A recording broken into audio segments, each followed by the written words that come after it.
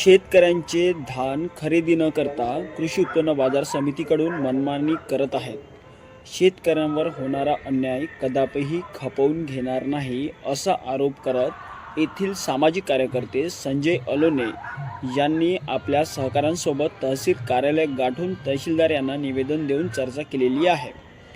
शासनाकडून शेतकऱ्यांचे पीक बघून ई-पीक ऑनलाईन केले जात होते, परंतु काही शेतकरी बांधवांचे ऑनलाईन ई-पीक झालेले नाही.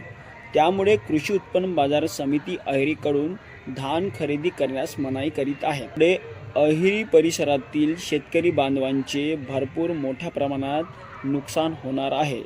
या गंभीर समस्येचा विचार करून शेतकरी बांधवांना धान पीक खरेदी करण्यास मदत करण्यात यावी. शेतकरी बांधवांचे ऑनलाईन ई-पीक झालेले नाही, त्यांचे धान खरेदी करण्यात यावे. शेतकरी बांधवांना धान पीक खरेदी करण्यास मदत करण्यात यावी. शेतकरी बांधवांचे नुकसान होऊ नये म्हणून आवश्यक ती कारवाई करण्यात यावी.